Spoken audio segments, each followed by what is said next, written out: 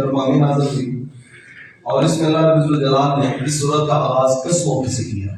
وما والطور، قسم ہے طور کی، وکتاب مسطور، اور قسم ہے لکھی ہوئی کتاب کی یعنی لوح محفوظ کی، فی رقع منشور، جو کہ اللہ تعالیٰ کے فیصلوں میں سے ایک فیصلہ ہے، والبیت المعمور، اور بیت المعمور کی قسم، والسقف المرفوع، اور اس آسمان کی اس چھت کی قسم جو بلند کیا گیا، والبحر المسجور، اور اس سمندر کی قسم کہ جو لوگوں کو جو ہے وہ سحر میں مبتلا کر دیتا ہے. ان عذاب ربک لواقع. اللہ اکبر. اتنی قسمیں اٹھا کے ارشاد فرمایا تمہارے رب کا عذاب واقع ہونے والا ہے. اللہ کے عذاب سے ڈرا ہے. یاد رکھیں، میں نے ایک دفعہ پہلے بھی کہا تھا، ایمان جو ہے نا، ایمان یہ خوف اور امید کی درمیانی کیفیت ہے. اگر خوف کم ہو جائے، جیسے کچھ لوگوں کا میٹھا میٹھا سننے کی عادت ہوتی ہے، کہتا ہو آپ نے جہنم کا تذکرہ کر دیا ہے، تو جہنم کا تذکرہ میں نے تو نہیں کیا، وہ تو قرآن کر رہا ہے. یہ قرآن تذکرہ کرتا ہے اور اللہ کے نبی کی شان ہی ہوتی ہے. یہ کبھی سنا ہوگا نا آپ نے کہ لوگ کہتا ہو آج قاری صاحب ڈرا سے ہیں، وہ تو میں نہیں ڈرا رہا، وہ تو خدا ڈرا رہا ہے، وہ اللہ کا نبی ڈرا رہا ہے. پڑھ کے آیات کو اللہ نے فرمایا ہم نے یہ جو نبی بھیجا ہے یہ مبشر بنا کر بھیجا ہے اور نذیر بنا کر بھیجا. مبشر کا مطلب یہ ہے کہ جنت کی بشارتیں بھی دیتا ہے، اور نذیر کا مطلب یہ ہے کہ دوزخ سے ڈراتا بھی ہے. کچھ طبیعتیں ایسی ہوتی ہیں کہ جو کسی خوف کے ساتھ نافرمانی سے پیچھے ہٹ جاتی ہیں. کچھ طبیعتیں ایسی ہوتی ہیں جو انعام کو دیکھ کر نیکی کی طرف آگے بڑھ جاتی ہیں. اللہ تعالیٰ نے یہ فضل فرمایا طبیعت جیسی بھی ہو ان دونوں کے لیے ہدایت ذات مصطفیٰ میں عطا فرماتا صلی اللہ علیہ وآلہ وسلم. اس لیے ایمان جو ہے نا، ایمان خوف اور امید کی درمیانی کیفیت، ہر وقت کھٹکا لگا رہے کہ نہ جانے کیا بنے گا. حضرت صدیق اکبر رضی اللہ تعالیٰ عنہ اس امت کے سب سے افضل فرد، انبیاء کے بعد اگر کوئی شخص افضل ترین حیثیت رکھتا ہے تو حضرت ابوبکر صدیق کی ذات ہے رضی اللہ تعالیٰ.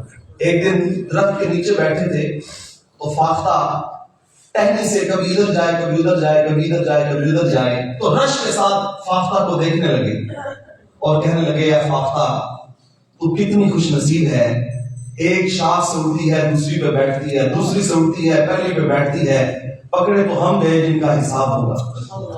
اتنی بڑی شخصیت حضرت ابوبکر صدیق، کہا پکڑے تو ہم گئے جن سے حساب لیا جائے گا، جن کے بارے میں حضور کہیں ابوبکر فی الجنہ، جس نے دنیا میں چلتا پھرتا جنتی دیکھنا ہو میرے ابوبکر کو دیکھے. لیکن خوف کا عالم یہ ہے اور میں فاختہ موج میں تو ہے، پکڑے تو ہم گئے جن سے حساب لیا جائے. اللہ اکبر. یہ خوف کی کیفیت ہمیشہ لاگو رہے انسانی ذہن کے اوپر، ایمان والے کے تصور کے اوپر یہ حاوی رہے تو پھر ایمان مضبوط ہوتا ہے. اور دوسری طرف اس خوف کے زمرے میں آ کے امید کم نہ ہو جائے، اللہ کی رحمت کی امید بھی پوری ہو. اس لیے حکم ہے لا تقنطوا من رحمت اللہ، میری رحمت سے نا امید نہ ہو جانا، کیونکہ اس کی رحمت ایسی ہے وہ خود فرماتا ہے تم زمین سے لے کر آسمان تک گناہ بھر کے میری بارگاہ میں ایک آنسو لے کے آ جاؤ اور تم توبہ تو نسو کر لو، میں یہ نہیں دیکھوں گا گناہ کتنے کیے ہیں، میں دیکھوں گا میری بارگاہ میں آ گیا سارے گناہ معاف فرما دوں گا. تو اس کی رحمت، اگر اس کو ان کی رحمت نہ ہو درمیان میں، ابھی آگ لگ جائے دونوں جہاں، تو یہ اس کی رحمت کی حالت، یہ اس کی امید ہے. اس لیے قسمیں اٹھا کے فرمایا خدا کا عذاب آنے والا ہے اور یہ ان لوگوں کے لیے ہے جو نافرمانیاں کریں گے. اللہ اکبر.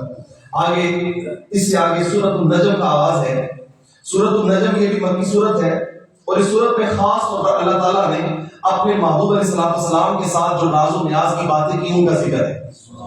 وَمَا وَالنَّجْمِ إِذَا هَوَىٰ، قسم ہے اس ستارے کی جب وہ بلند ہوا، اور ستارے سے مراد مصطفیٰ ہے صلی اللہ، جو سیڑھی کے اوپر سوار ہو کر آسمان کی طرف چڑھے گئے اور پھر جبریل کے پروں پر، پھر رف پر، پھر کہاں پہنچے؟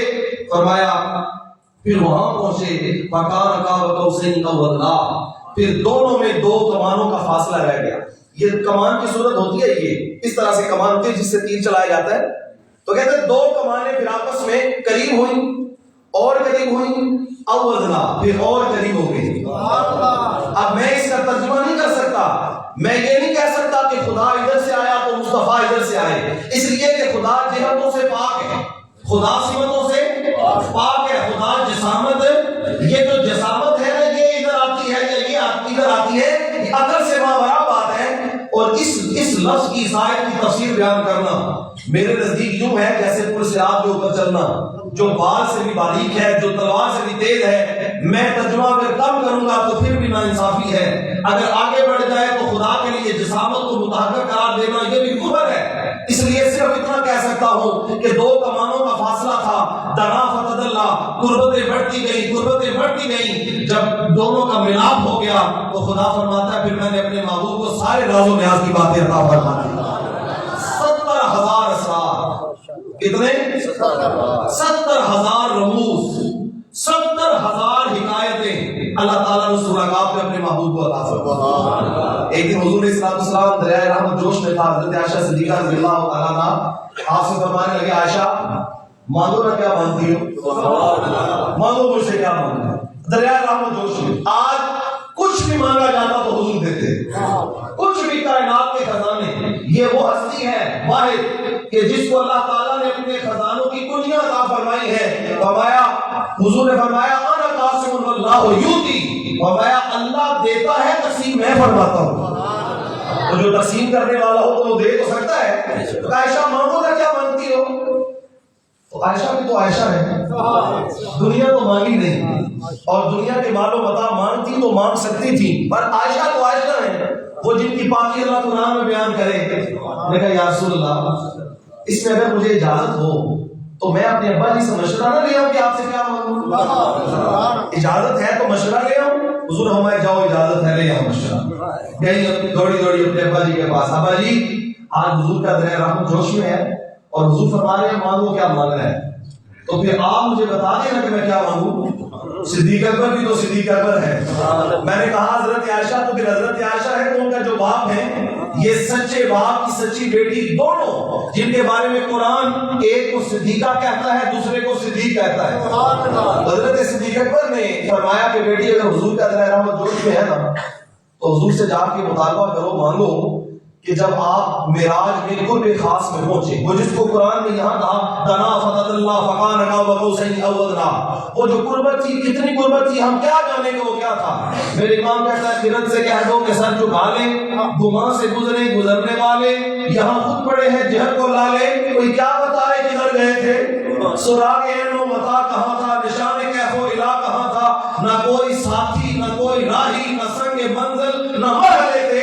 کمانے ان کا کہ جھوٹے ہو تو تم اول آخر کے پیر میں ہو، محیط کی چال سے پوچھو کدھر سے آئے کدھر گئے تھے، وَلَغَلْ اولادے کشفت دجاوے حسنت جمیعو صلو علیہ، کہاں گئے کیا کوئی پہچان سکتا ہے۔ تو عرض کیا حضور کو جب آپ قرب خاص میں پہنچے تو اللہ تعالیٰ نے آپ کو جو راز و نیاز کی باتیں کی ان باتوں میں سے ایک بات بتا دیں، کیا مانگا صدیق اکبر، حضور آج بتا دیں۔ حضور صلی اللہ علیہ وسلم مسکرائے فرمایا عائشہ اگر بتا دوں تو راز تو نہیں رہا، لیکن چونکہ وعدہ کیا ہے تو سنو، مجھے اللہ نے جو رموز عطا کی ان میں ایک بات یہ ہے، مصطفیٰ صلی اللہ علیہ وسلم سے وعدہ کیا اگر آپ کی امت کا ایک شخص کسی دوسرے امتی کا ٹوٹا ہوا دل جوڑ دے، میں رب اپنے اوپر لازم کرتا ہوں میں اسے بلا حساب جنت عطا فرما دوں۔ ٹوٹا ہوا دل جوڑ دے، سہارا بن جائے، مظلوم کی آہ کو سن لے، اس کے کام آ جائے بغیر حساب کتاب کے جنت۔ یہ بات دوڑی حضرت عائشہ صدیقہ رضی اللہ تعالیٰ عنہ سنانے کی، حضرت ابوبکر صدیق رضی اللہ تعالیٰ عنہ کو، اور یہ خوشخبری میں سناؤں ابا جی کو، تو جب یہ بات سنائی تو حضرت صدیق اکبر رونے لگے، آنکھوں سے آنسو کی گڑی بڑی، اور آپ فرمان لگے اس گل کے بعد جان آپ رو رہے ہیں، یہ تو بات خوش قسمتی کی ہے، خوشخبری ہے کہ اللہ تعالیٰ بلا حساب بخشے گا۔ تو صدیق اکبر رضی اللہ تعالیٰ عنہ فرمایا بیٹی تم تصویر کا ایک رخ دیکھ رہی ہو، میں دوسرا بھی دیکھ رہا ہوں۔ کہا تصویر کا ایک رخ یہ ہے کہ جو کسی کا ٹوٹا ہوا دل جوڑ دے بلا حساب گیا جنت میں، تو اگر کوئی کسی کا دل توڑ بیٹھے پھر اس کا مطلب ہے وہ تو سیدھا دوزخ میں جائے گا. تو فرمایا میں اس بات کے لیے رو رہا ہوں. اس لیے یہ راز و نیاز کی باتیں تھیں. اللہ تعالیٰ نے اپنے محبوب علیہ السلام کے ذریعے بہت ساری چیزوں کا اظہار بھی فرمایا. آگے پھر دوبارہ اسی صورت کے اندر اللہ تعالیٰ نے جنت کی بہاروں کا تذکرہ بھی کیا اور دوزخ کے عذاب کا تذکرہ بھی کیا. اجمالاً میں نے آپ کو پرسوں جو ہے اس کی تفصیل بیان کر دی تھی, اس لیے میں اس کی طرف نہیں جا رہا. آگے اس صورت میں سورۃ القمر ہے. اس کا آغاز بھی جو ہے وہ قیامت کے ذکر سے ہے. فرمایا اقتربت الساعۃ وانشق القمر, فرمایا قیامت قریب آ گئی اور جو قمر ہے, جو چاند ہے, یہ پھٹ جائے اور آپ دیکھیں گے کہ چاند جو ہے اس طرح سے مرجھا جائے گا. مجھے یہاں یہی جملہ کہتا تو ایک بات یاد آ گئی. آج سورج گرہن کی کوئی رپورٹ ہے شاید کل کے لیے تھا جی. آج یہ کچھ مسائل ہمارے یہاں گردش کرتے ہیں, کہتے ہیں سورج گرہن ہوگا, چاند گرہن ہوگا تو یہ ہوگا, یہ ہوگا, دیگر طرح کی جو آپ مختلف قسم کی افواہیں سنتے. تو یاد رکھیں حدیث رسول صلی اللہ علیہ وسلم میں اس کے لیے صرف ایک ہی پیغام ہے. جب سورج گرہن ہو یا چاند گرہن ہو تو پھر اللہ سے استغفار کیا جائے, توبہ کی جائے, لا حول ولا قوت الا باللہ پڑھا جائے. ورنہ ہمارے ہاں جو دیگر باتیں مشہور ہیں, یہ ہو جائے گا, وہ ہو جائے گا, یہ نقصان ہوگا, وہ نقصان ہوگا, اس طرح کی کوئی سچائی کسی عقیدے میں موجود نہیں ہے. ہاں یہ مشکل وقت اللہ تعالیٰ صرف لوگوں کو دکھانے کے لیے کہ میری اتنی بڑی تخلیق ہے سورج اور میں چاہوں تو اس کی روشنی کو آنے واحد میں ختم کر دوں. اتنی بڑی تخلیق ہے چاند, میں چاہوں تو 24 رات کے چمکتے ہوئے چاند کی روشنی چھین لوں تو انسان تیرے لیے عبرت ہے, تو ہے بھی کچھ نہیں. اگر خدا تجھ سے ہر چیز لے لے تو صرف عبرت کے لیے ہے, ورنہ باقی جو بدشگونیاں لوگوں نے بنائی ہیں, یہ نقصان ہوگا, یہ ہو جائے گا, یہ ہو جائے گا, باہر نہ نکلے, اندر نہ جائیں, یہ ساری باتیں من گھڑت ہیں. شریعت میں ان کا کوئی تصور موجود نہیں ہے, صرف استغفار اور توبہ کا ذکر. تو فرمایا اس دن پھر جو چاند ہے یہ پھٹ جائے گا اور سورج جو ہے وہ اپنی تپش کو برسا رہا ہوگا. نیک لوگ جنت میں جائیں گے اور بد لوگ جہنم میں جائیں گے. پھر آگے اسی پارے کے اندر اللہ تعالیٰ نے سورۃ الرحمن کا ذکر کیا.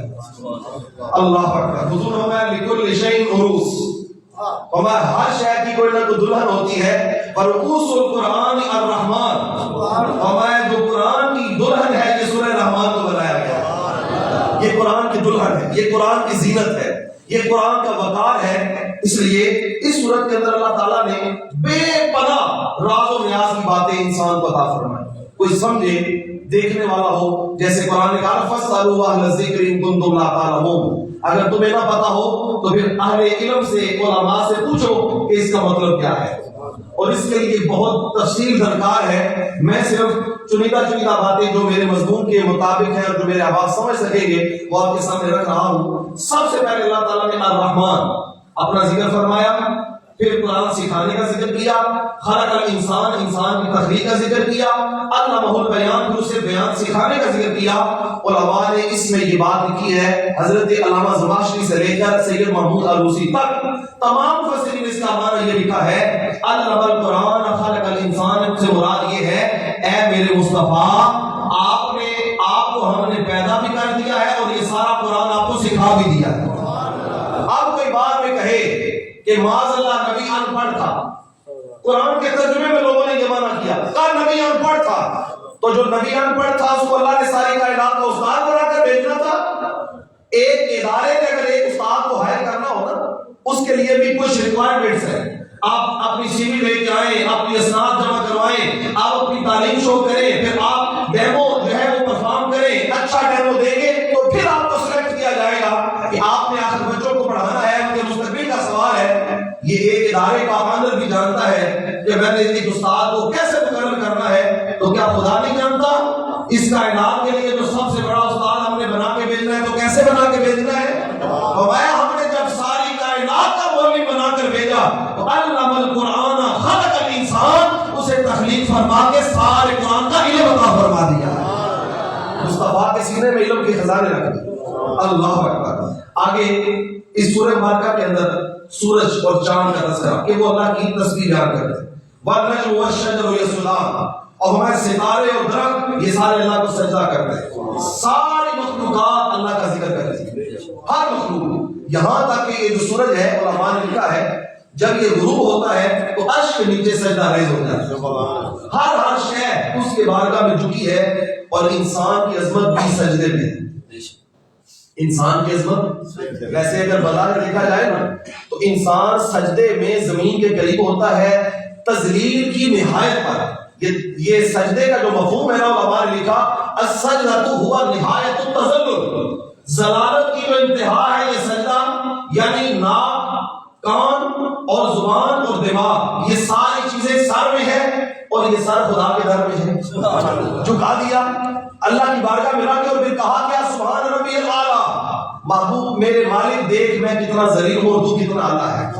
اور جب اس کی بارگاہ میں سر جھکا لیا اللہ فرماتا ہے جو میری بارگاہ میں آ کے عاجزی کر لے گا میں کائنات میں اس کا سر جھکنے نہیں دوں گا، اسے میں کامیابیوں سے ہمکنار فرما مقدر بن جائے گی کامیابی. لیکن اس کی بارگاہ میں اقبال نے کہا تھا یہ ایک سجدہ جسے تو گران سمجھتا ہے، ایک سجدہ جو تجھے بوجھ لگتا ہے نا، صبح فجر کے وقت اٹھتا نہیں، لا الہ الا اللہ کی آوازیں، حی علی الصلاۃ حی علی الفلاح کی آوازیں آ رہی ہیں، لیکن نرم لحاف لے کے لیٹا ہوا ہے، سکون چاہیے، اطمینان چاہیے، اور اس وقت آواز آتی ہے اب تیری کامیابی تیرا سکون بستر میں نہیں ہے خدا کی بارگاہ میں ہے. تو پھر اقبال کہتا ہے یہ ایک سجدہ جسے تو گراں سمجھتا ہے، تجھے جاگ نہیں آتی، تجھے ہوش نہیں آتی، تمہیں کام پہ جانا تھا، تیرا ٹائم مینج نہیں ہو رہا، پھر اس کی سزا کیا بنتی ہے؟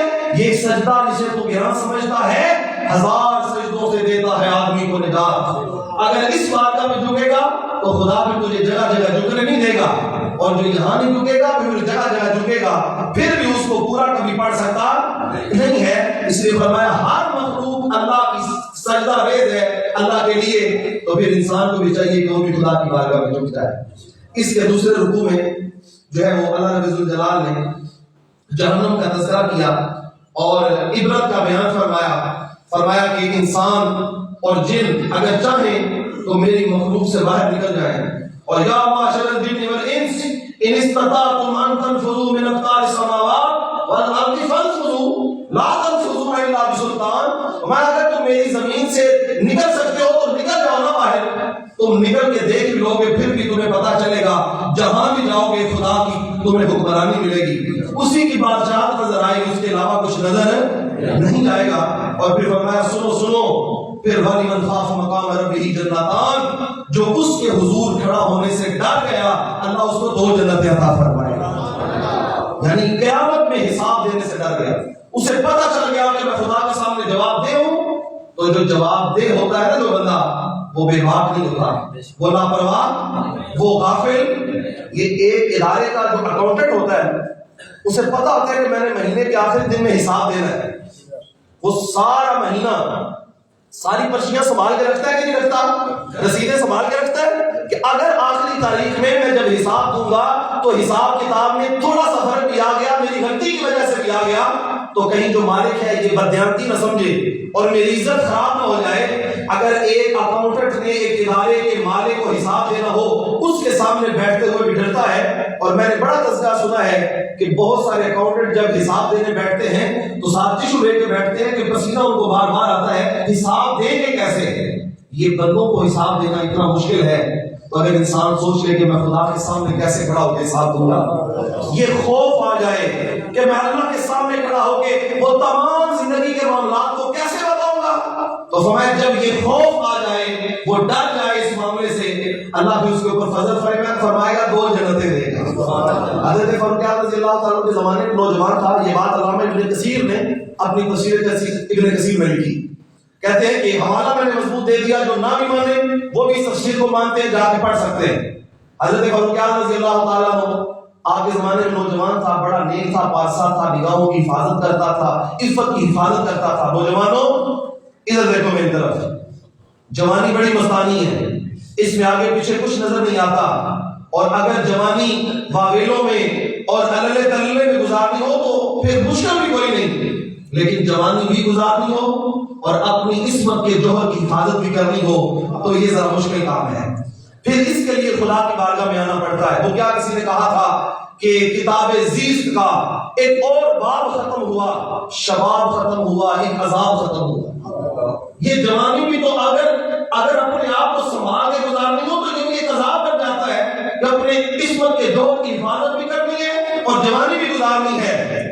لیکن اس نوجوان نے اپنی پاکیزہ جوانی کو گزارا، اللہ اللہ کرتے ہوئے خدا کے خوف میں زندگی گزارتا رہا یہاں تک کہ اس کا انتقال ہو گیا۔ 2 وقت جب مسجد میں نہ آیا تو حضرت فاروق اعظم نے پوچھا کہ وہ نوجوان کہاں ہے؟ تو لوگوں نے کہا اس کا انتقال ہو گیا ہے، وہ تو گش کھا کے زمین پر گرا، انتقال ہوا، لوگوں نے دفن کر دیا ہے۔ حضرت فاروق اعظم نے کہا وہ تو بڑا نیک تھا، میں بھی اس کے جنازے میں جانا چاہتا تھا، تم نے مجھے بلایا کیوں نہیں؟ تو لوگوں نے کہا حضرت آپ کے کندھے کے اوپر جو خلافت کا بوجھ ہے اس وجہ سے ہم نے اس کو دفن کر دیا، حقوق ادا کر دیے سارے کے سارے، کفن بھی دیا، دفن بھی کیا، جنازہ بھی پڑھا۔ آپ نے فرمایا نہیں، مجھے بتاؤ اس کی قبر کہاں ہے، بتاؤ مجھے قبر کہاں ہے۔ آپ وہاں پہنچے اور وہاں پہنچ کے اس آیت کی تلاوت فرمائی، فرمایا وَلِمَنْ خَافَ مَقَامَ رَبِّهِ جَنَّتَانِ، میرے رب کا وعدہ ہے جو اللہ کے سامنے کھڑا ہونے سے ڈر گیا اللہ اس کو 2 جنتیں عطا فرمائے گا۔ اتنی بات کہنے کی دیر تھی، ابن کثیر نے لکھا ہے، تفسیر ابن کثیر میں، ایک قبر سے وہ نوجوان بولا صدقت یا امیر المومنین، کہنے لگا امیر المومنین آپ نے سچ کہا ہے، آپ تو کہہ رہے ہیں کہ اللہ دے گا پر میرے ساتھ اللہ نے وعدہ پورا کر دیا ہے، مجھے 2 جنتیں عطا فرما دی، عطا ہو گئی 2 جنتیں۔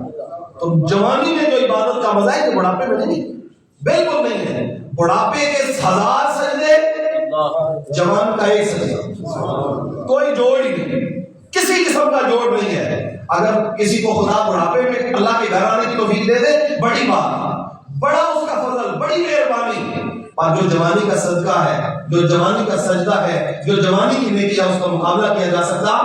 حضور نے فرمایا اگر ایک نوجوان اللہ کی بارگاہ میں توبہ کرنے والا سچے دل سے کسی قبرستان سے گزر جائے، اللہ اس نوجوان کی توبہ کے صدقے سے 40 دن کے لیے قبرستان سے عذاب اٹھا لیتا، اتنا شرف بچتا ہے۔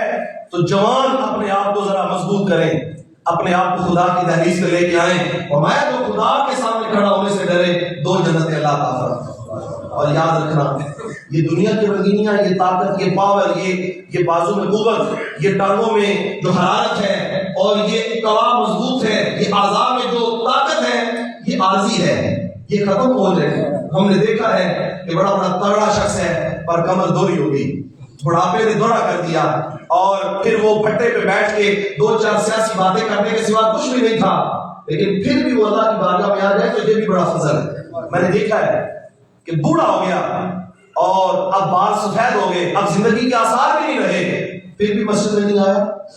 وہ میاں صاحب کہتے ہیں کہ میاں صاحب جب تنقید کرتے ہیں نا بزرگ کے اوپر، میاں صاحب کہتے ہیں ہڈیاں کمن تے گوڑے کھڑکن تے اڑ گیا نک تیرا، ہڈیاں کمبن تے گوڑے کھڑکن تے اڑ گیا نک تیرا، اجے بھی بدیوں باز نہیں آیا، جیو مرد تیرا، ابھی بھی تو باز نہیں آتا، پھٹے پہ بیٹھ کے ہوکا لگاتے ہوئے تم نے سارا ٹائم نماز کا گزار دیے اور سارے اوقات ضائع کر دیے خدا کی بارگاہ میں آنے کی بجائے۔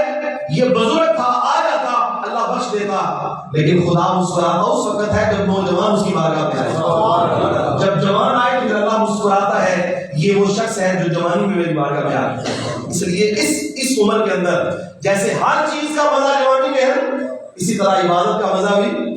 تو فرمایا اس نوجوان نے کہ آپ کو سنا رہے ہیں اور میں نے یہ 2 جنتیں دیکھ لی ہیں، اللہ نے مجھے قبر میں ان کا سہارا جو ہے عطا فرما دیا۔ آگے تیسرے رکوع میں سورہ رحمان میں اللہ تعالیٰ نے جنتیوں کا اور جنت کا تذکرہ کیا، اور ایک عجیب سی لے ہے اس سورت کے اندر، فَبِأَيِّ آلَاءِ رَبِّكُمَا تُكَذِّبَانِ فَبِأَيِّ آلَاءِ رَبِّكُمَا تُكَذِّبَانِ فَبِأَيِّ آلَاءِ رَبِّكُمَا تُكَذِّبَانِ۔ یہ جو لے ہے نا، اس میں ہر آیت کے بعد یاد کروایا جاتا ہے، او انسان اپنے خدا کی کس کس نعمت کو جھٹلائے گا، کون کون سی نعمت کو جھٹلائے گا جو تجھ کو اس نے عطا فرما دی بغیر مانگے۔ آکسیجن دے رہا ہے، بغیر مانگے دے رہا ہے کہ نہیں دے رہا؟ آپ کبھی پوچھیں میڈیکل کے لوگوں سے جا کے کہ اگر ہمیں آکسیجن نہ ملے اور کاربن ڈائی آکسائڈ ہم خارج نہ کریں تو پھر انسانی وجود کی کیا حالت بنے؟ یہ جو پھیپھڑے ہیں اگر ان کے اندر جو ہے وہ آکسیجن داخل نہ ہو، کاربن ڈائی آکسائڈ نکلے نا تو انسان کا وجود پھٹ جائے۔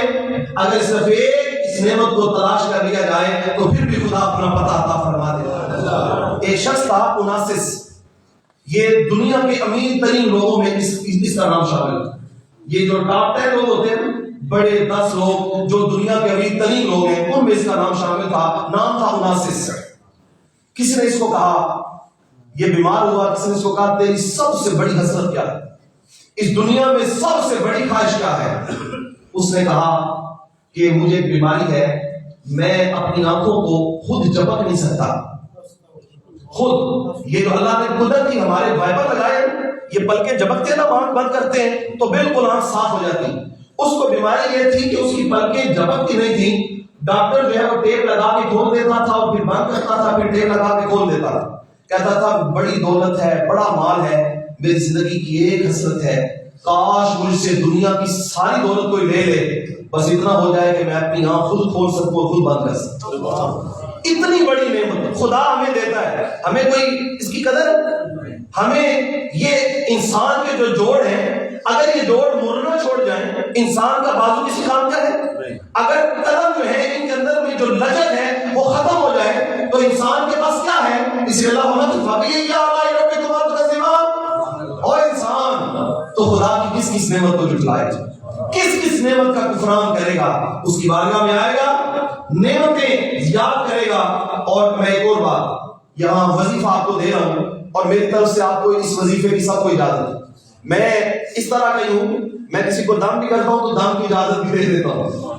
تو میرے استادوں نے مجھے یہ وظیفہ دیا ہے باقاعدہ طور پر، اور میں آج باقاعدہ آپ سب کو دے رہا ہوں، اور آگے بھی آپ کسی کو دے سکتے ہیں. اس لیے کہ میں یہ چاہتا ہوں قرآن کے اوپر کو میرا ٹھیکہ آپ آگے پہنچائیں سب کو. یہ دین کا کام ہے، یہ نیکی کی دعوت ہے، آگے پہنچے. جو شخص صبح فجر کی نماز کے بعد سورۃ الرحمن کی تلاوت کرے، یہ میرے استادوں کی بخشش ہے، یہ دعا ہے ان کی، اور میں آج آپ کو دے رہا ہوں. وظیفہ کریں اس یہ والا کہا، جو شخص فجر کی نماز کے بعد سورہ الرحمن کی تلاوت کرے، اللہ تعالیٰ اس کے اوپر رزق کے 70 دروازے کھول دے گا، سارے دروازے، اور برکتیں ہو جائیں گی، رحمتیں ہو جائیں گی. اس لیے کہ اس کا وعدہ ہے اگر تم اس کا شکر، اس میں نعمتوں کے اضافے کا تذکرہ ہے، تو اپنے سینے سے لگا لیں اور اس کی تلاوت کو اپنا شعار بنائیں. یہ جو انزائٹی ہے، یہ جو ڈپریشن ہے، یہ جو ٹینشن ہے، اس ساری ٹینشن اور انزائٹی اور سب کا جو علاج ہے یہ سورۃ الرحمن میں پڑا ہوا ہے. اگر کوئی شخص اس میں تلاوت کو اپنا وسیلہ بنا لے، اللہ اس کی ٹینشن کو، پریشانی کو دور فرما دے. اللہ اکبر. آگے اس بارے میں سورۃ الواقعہ ہے. سورۃ الواقعہ میں 3 طرح کے لوگوں کا تذکرہ ہے. فرمایا ایک وہ ہے جو اصحاب المیمنہ ہے. اصحاب المیمنہ وہ ہیں، یہ یمنا کہتے ہیں دائیں ہاتھ کو. اللہ فرماتا ہے کچھ لوگوں کو اللہ تعالیٰ قیامت کے دن جب نامہ اعمال دے گا تو دائیں ہاتھ میں دے گا، مطلب یہ ہوگا یہ جنتی ہے. اور دوسرے وہ ہیں اصحاب المشأمہ. اللہ فرماتا ہے یہ بائیں ہاتھ والے ہیں، اللہ جن کو نامہ اعمال دے گا ان کے لیے جہنم کا فیصلہ ہوگا، ان کو پیچھے کی جانب سے بائیں ہاتھ میں نامہ اعمال پکڑایا جائے گا. تو ہمیں یہ اصحاب المشأمہ ہے، اور جن کو پیچھے ہاتھ سے، الٹے ہاتھ سے دیا جائے گا تو پھر وہ کہیں گے کہ وَلَمْ أَدْرِ مَا حِسَابِيَهْ، کاش کہ آج ہمیں ہمارا حساب کتاب نہ ہی ملتا، آج ہمیں خدا نہ ہی دیتا. اس لیے دعا کرنی چاہیے اللہ ہمیں اصحاب المیمنہ میں رکھے، اور جن کو سیدھے ہاتھ میں جو ہے وہ سارے کا سارا حساب کتاب دیا جائے گا. پھر فرمایا والسابقون السابقون اولئک المقربون. فرمایا جو نیکی میں سبقت لے جائے، جو نیکی میں پہل کر لے، بس وہی اللہ کا قرب پانے والا.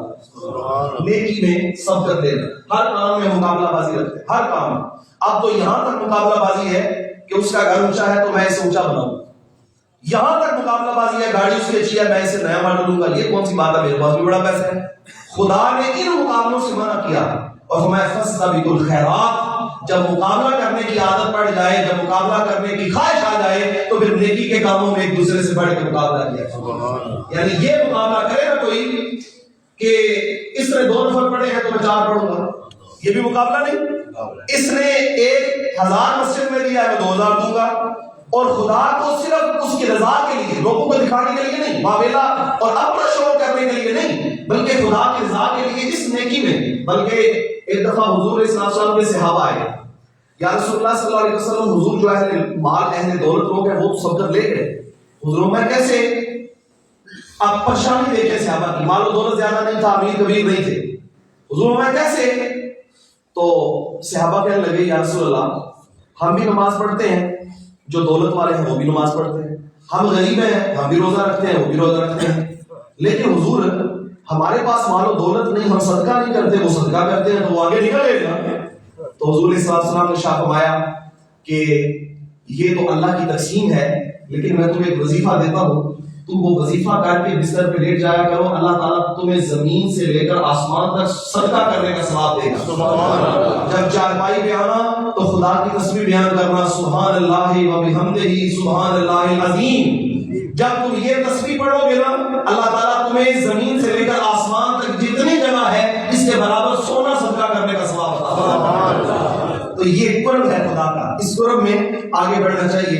اللہ اکبر۔ آگے اس پارے میں سورۃ الحدید ہے، آخر میں یہ بھی مدنی سورت ہے، اور اس میں اللہ تعالیٰ نے اپنے توحید کا بیان کیا، پھر جنت اور جہنم کا تذکرہ، وہی جو میں آپ کو سنا چکا ہوں۔ دعا کریں اللہ تعالیٰ ہم سب کو سمجھنے کی توفیق عطا فرمائے، اللہ تعالیٰ ہم سب کو یہ قرآن مجید کے ساتھ محبت عطا فرمائے۔ آج ہمارا یہ جو سفر تھا یہ اختتام کو پہنچا، ہمارے 3 پارے رہ گئے، 28واں، 29واں اور 30واں۔